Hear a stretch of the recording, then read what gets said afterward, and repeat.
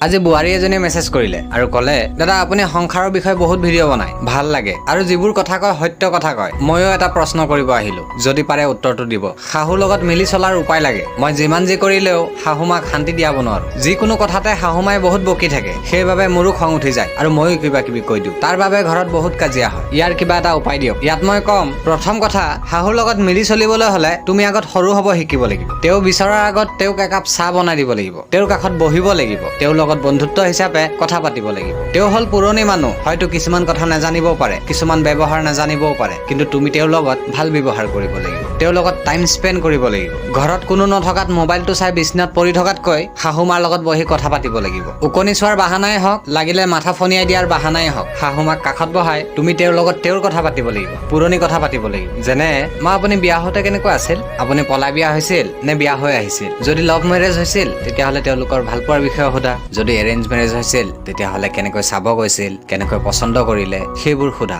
তেতিয়া তোমাৰ শাহুমাই বৰ্তমানক থৈ অতীতত যাবগৈ আৰু সেইবোৰ কথা পাতোতে পাতোতে তোমাৰ লগত এটা বণ্ডিং হ'ব, তোমাৰ লগত এটা বন্ধুত্ব হ'ব, তোমাৰ লগত এটা ৰিলেশ্যন হ'ব আৰু তাৰ পাছত লাহে লাহে তোমালোকৰ কাজিয়া হোৱা বন্ধ হৈ যাব। এসপ্তাহ 10 দিন যদি এনেদৰে চেষ্টা কৰা, তেতিয়া হয়তো তোমালোকৰ সম্পৰ্কটো বান্ধৱীৰ দৰে হৈ যাব আৰু তেতিয়া কাজিয়া নহ'ব। বাকী ভিডিঅ'টো চাই ভাল লাগিলে লাইক, ফ'ল', শ্বেয়াৰ, ছাবস্ক্ৰাইব কৰি মৰম দি থৈ যাবা। আপোনালোকৰ মৰম পালে আমাৰো ভাল লাগে। ধন্যবাদ।